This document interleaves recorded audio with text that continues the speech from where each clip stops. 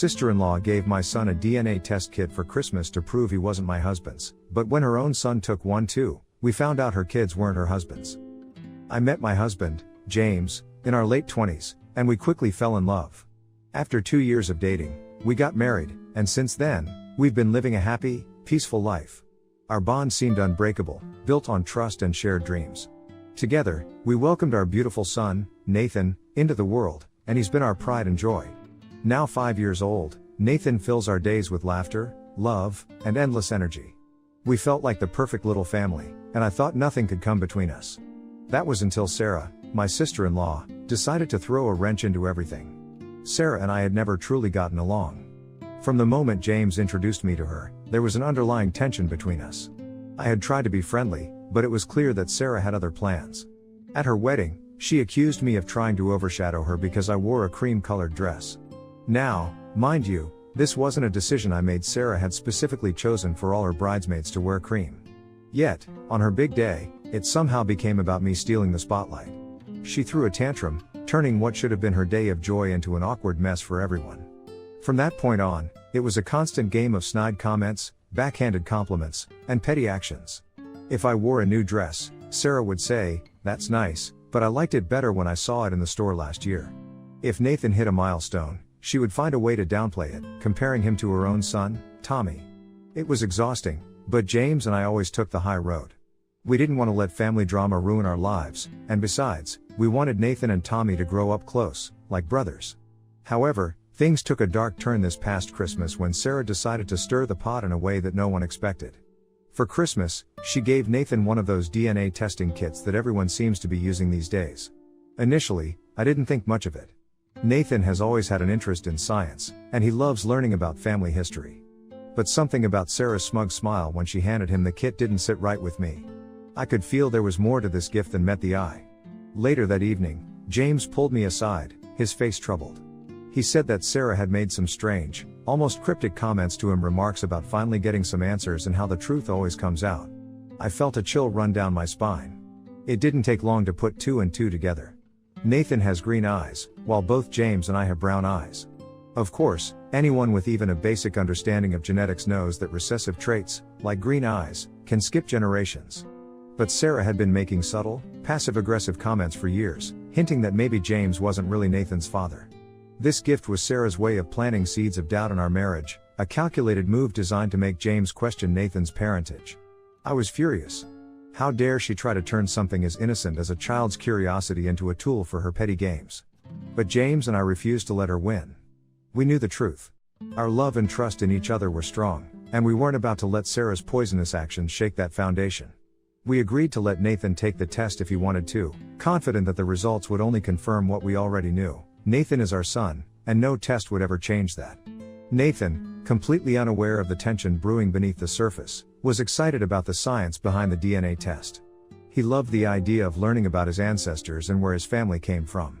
So, we helped him with the process, and he sent off the kit. Meanwhile, Sarah's son, Tommy, had been watching all of this unfold with great interest. Being a curious 14-year-old, Tommy decided he wanted to take a DNA test as well. Sarah's husband, Todd, thought it would be a fun family activity, so they went ahead and ordered a kit for him too. What started as harmless curiosity soon spiraled into a family disaster. A few weeks later, Nathan's results came back, and as expected, everything was as it should be. James was his father, no question about it. But then, the shock of a lifetime came when Tommy's results arrived. It turned out that Todd wasn't Tommy's biological father. The truth came crashing down hard. Sarah had an affair more than a decade ago, and Tommy wasn't Todd's child. The revelation hit the family like a wrecking ball. Todd was devastated. He had raised Tommy as his own, never suspecting that Sarah had been unfaithful. To make matters worse, Todd demanded a paternity test for their younger daughter, who was only 7. The results confirmed his worst fears: he wasn't her father either. Sarah's entire life, which she had worked so hard to craft into the perfect image, was unraveling before her eyes. And it wasn't a quiet, private unraveling. The whole family knew, and the fallout was ugly. Within days, Todd had filed for divorce and moved out of their home. Sarah's world crumbled, and the once smug woman who had tried to destroy my family now found herself standing in the wreckage of her own. The irony of the situation was hard to ignore. Sarah's attempt to tear apart my marriage had only led to the exposure of the lies in her own. Tommy was hit the hardest. He went from being a carefree, happy teenager to a confused and heartbroken young man. The man he had called dad for his entire life wasn't his father, and now, his family was falling apart. Nathan, too, was affected. He and Tommy had always been close, and seeing his cousin go through such turmoil left him sad and anxious. He started asking questions about why Tommy's dad wasn't around anymore, and it broke my heart to see him so worried about his cousin. As the days passed, Sarah's life continued to unravel. Todd pushed for full custody of their kids, determined to minimize Sarah's influence in their lives. Sarah, who had always been the one holding the family together with her controlling ways, now looked like a shadow of her former self. At family gatherings, she was a nervous wreck, her face pale, her eyes red from crying. The woman who had once tried to make my life miserable now seemed utterly defeated. Then, one day, something unexpected happened. Sarah reached out to me. She called me, her voice shaky and tearful, asking for help. She wanted me to talk to Todd, to convince him to ease up on the custody arrangements. She was desperate to salvage whatever was left of her relationship with her children and was asking me, of all people, for advice. At first, I was stunned. After everything she had done trying to undermine my marriage, causing chaos at every opportunity she had the audacity to ask for my help, I ignored her calls at first, unwilling to even entertain the idea of helping her. But as the days went on, I found myself thinking about Tommy. He was the real victim in all of this. None of this was his fault, and yet, he was the one suffering the most. Nathan, too, was struggling to understand why his cousin's life had been turned upside down. I started to feel conflicted. Was it right to hold Sarah's actions against her children? Should I put my own anger aside and help for the sake of the kids? James, of course, told me to stay out of it. He was adamant that Sarah had made her bed and now she had to lie in it. But part of me couldn't shake the feeling that maybe I could help bring some peace to the children involved. It wasn't their fault that their mother had made terrible choices. So, I found myself standing at a crossroads, unsure of what the right thing to do was. Should I help Sarah, or should I let her deal with the consequences of her own actions? And now, here I am, torn between doing what feels right for the children and keeping my distance from the woman who had caused so much pain. What would you do if you were in my shoes? Update 1. Hi everybody, thank you for taking the time to read my story. I didn't expect such an overwhelming response, and your support has meant a lot to me during this difficult time. It's been incredibly tough trying to navigate the emotional roller coaster I'm on right now, and knowing there are people out there who understand and care has really helped. I wanted to give an update on what's been happening since my last post, and I hope it sheds some light on the complex situation we're dealing with.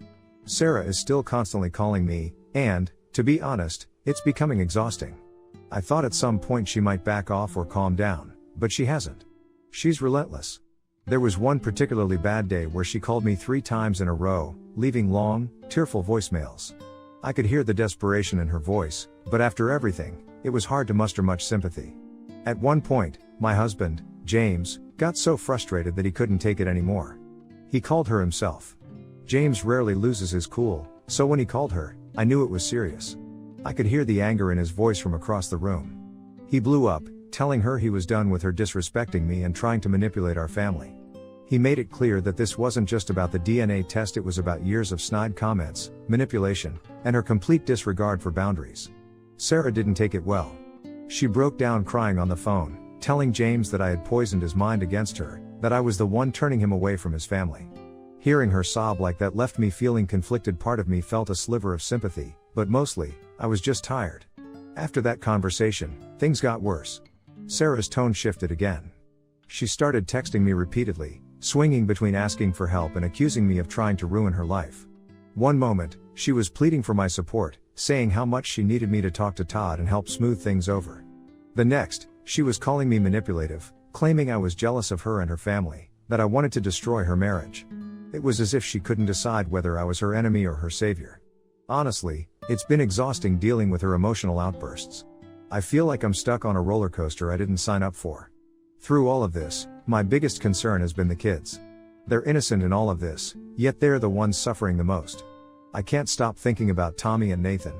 The revelation about Tommy's real father must have been devastating for him, and it's clear that he's struggling to process it.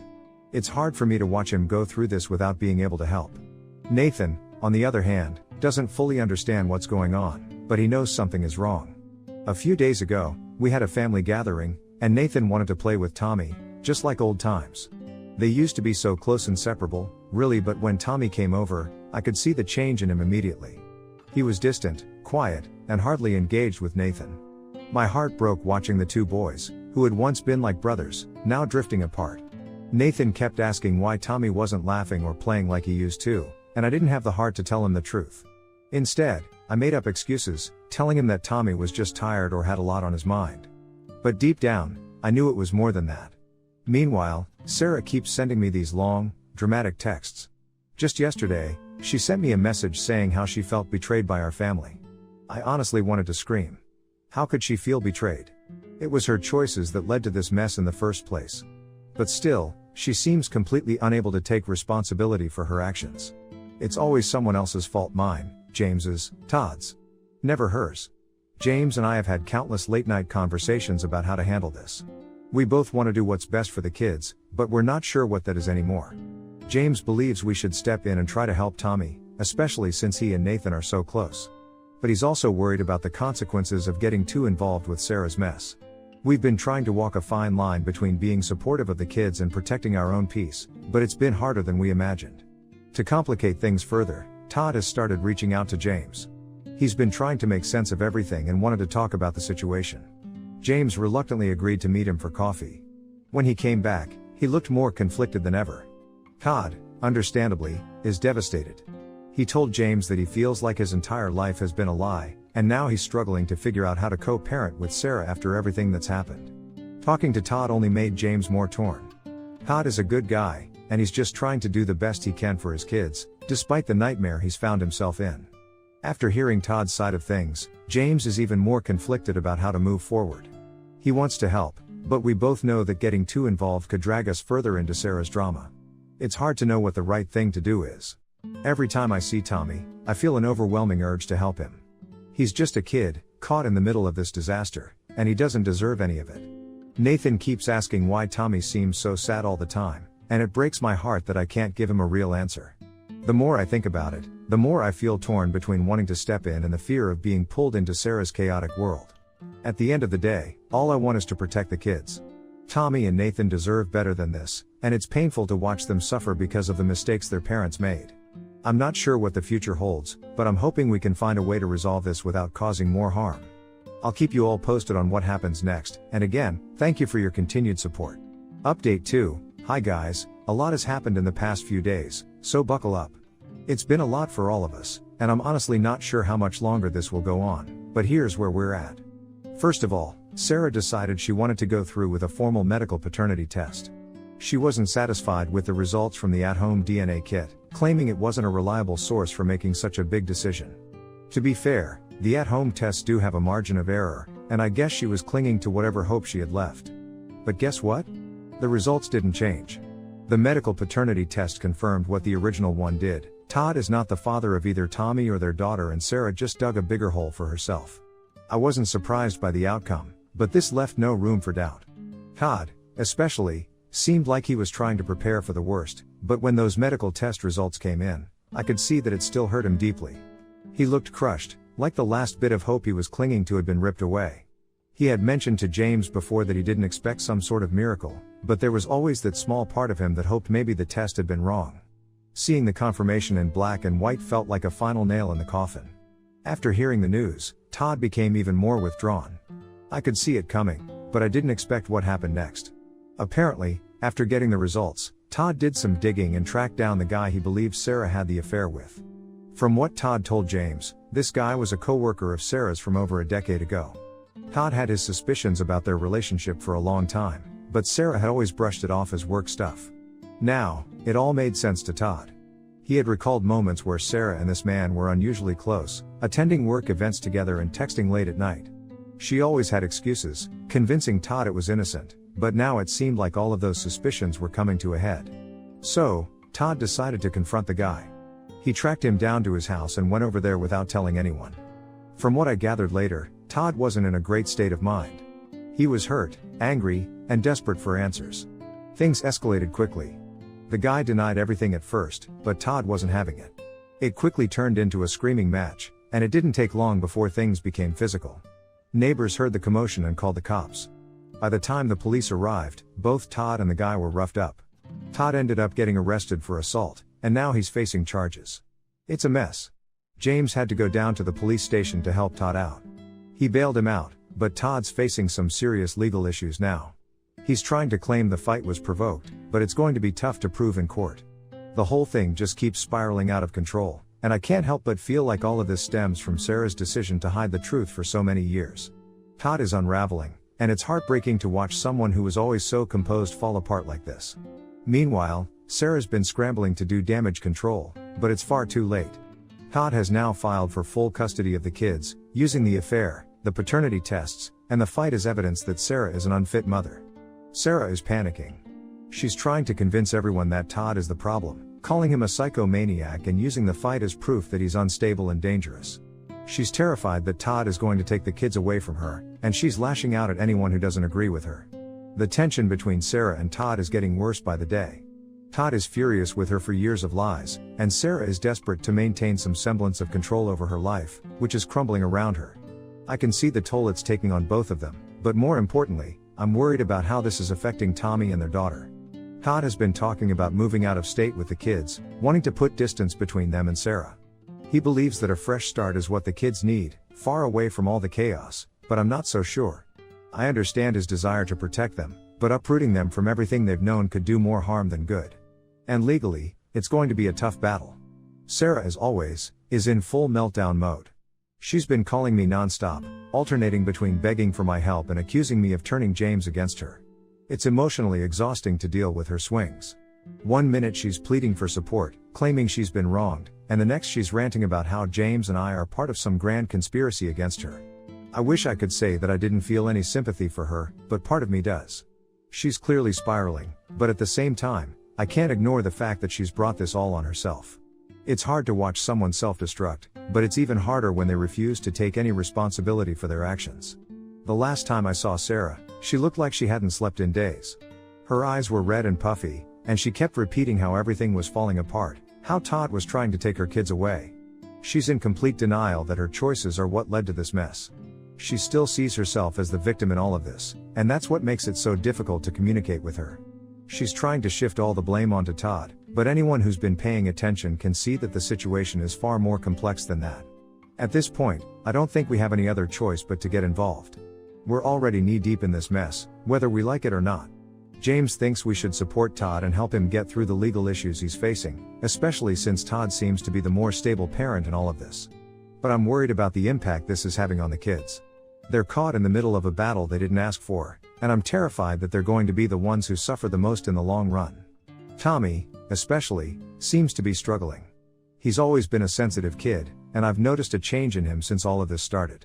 He's quieter, more withdrawn, and it's clear that he's confused about what's going on. I can't imagine what it must feel like to find out that the man you've called dad your whole life isn't actually your biological father. Nathan has asked me a few times why Tommy doesn't want to play as much anymore, and it breaks my heart every time. I don't know how to explain it to him in a way that he'll understand. The situation is spiraling out of control, and I honestly don't know how it's going to end. Every time I think things can't get worse, something new happens that drags us all further into the chaos.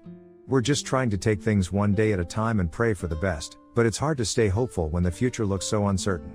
I'll keep you all updated as things unfold, but right now, we're just holding on and hoping for some kind of resolution that doesn't completely destroy the lives of these kids.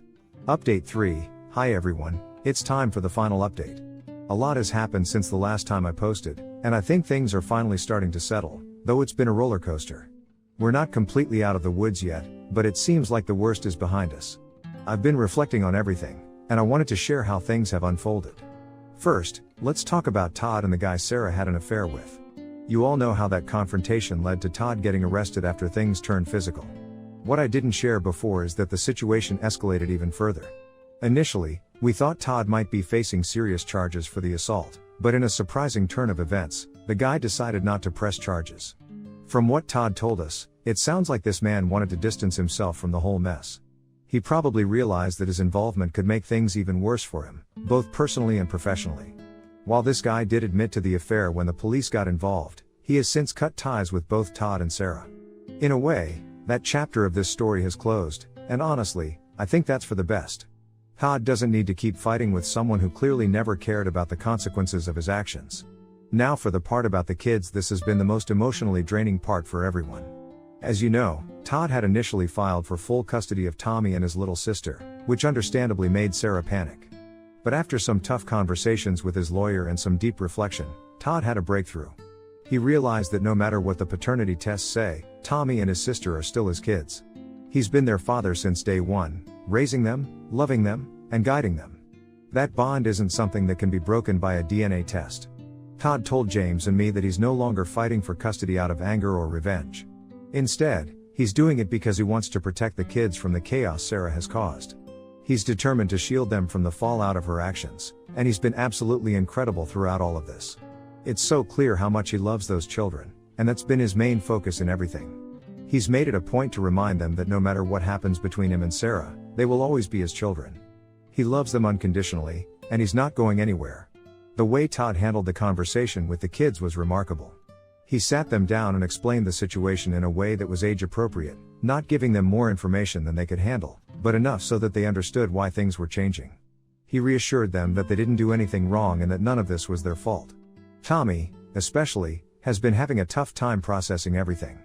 I think hearing from Todd that he's still his dad, no matter what, helped ease some of the confusion and pain. I can see that Tommy is still struggling, but he's not as lost as he was before. Sarah, on the other hand, has been a complete wreck. She's still in full panic mode, trying desperately to salvage her relationship with the kids, but she's not going about it the right way. Instead of focusing on their emotional needs, she's been wrapped up in her own problems, trying to manage her public image and fix the mess she created. Meanwhile, Todd's been the one attending their school events, taking them to doctor's appointments, and making sure they're supported. It's heartbreaking to watch, but Sarah seems more concerned with how things look from the outside than with what's going on inside her family. The custody battle is still ongoing, but Todd has adjusted his approach. He's now pushing for joint custody instead of full custody, acknowledging that the kids still need their mother in their lives, despite everything. Todd is trying to be the bigger person here, recognizing that as hurtful as Sarah's actions have been, the kids shouldn't lose their relationship with her completely. That said, Todd is still pushing for primary custody because he's been the more stable parent through all of this. He wants to make sure the kids have a sense of security and normalcy, which they've been missing for a long time. From what we've heard, the court seems to be leaning in Todd's favor. He's demonstrated that he's the one providing stability for the kids, and his devotion to them is clear. Sarah, unfortunately, isn't helping her own case. She's still making things about her, trying to paint herself as the victim, and using Todd's past outburst as a way to claim he's unfit. But it's obvious to everyone involved that Todd's outburst came from a place of hurt, and he's been doing everything possible to move forward in a healthy way. As for Sarah and Todd's marriage, that's over. The divorce is in motion, and there's no going back. Todd's finally at peace with that. He's told James and me that he's no longer angry at Sarah, he's just sad. Sad for what could have been, sad for how their relationship ended, and sad for the impact it's had on the kids. But he's also focused on moving forward. Todd's priority now is his children, and he's putting everything into being the best father he can be. James and I are doing okay through all of this. It's been tough watching everything unfold, but we've tried to stay supportive without getting too wrapped up in the drama. Nathan and Tommy are still as close as ever, and we've been making sure the boys have time together to help Tommy cope. I think it's been good for both of them to have that connection, especially when everything else feels so unstable. One thing I've learned through all of this is how resilient kids can be when they're surrounded by love. Despite the chaos, Todd's love for his kids has been the anchor that's kept them from completely losing their way. We've all been trying to help, but at the end of the day, it's Todd's strength and commitment that's going to get them through this. I also want to take a moment to thank all of you for your incredible support. I never imagined my life would take such a dramatic turn because of a DNA test, but here we are. Your advice, kind words, and encouragement have helped me more than I can say. Navigating this situation has been overwhelming at times, but knowing that there are people out there who care and understand has made all the difference. I'm hoping this is the last major update I'll need to give. Things are still in motion, but I'm optimistic that the worst is behind us. The kids are still surrounded by love, and in the end, that's what matters most. Thank you all again for sticking with me through this journey. Here's hoping the next chapter is one of healing and peace.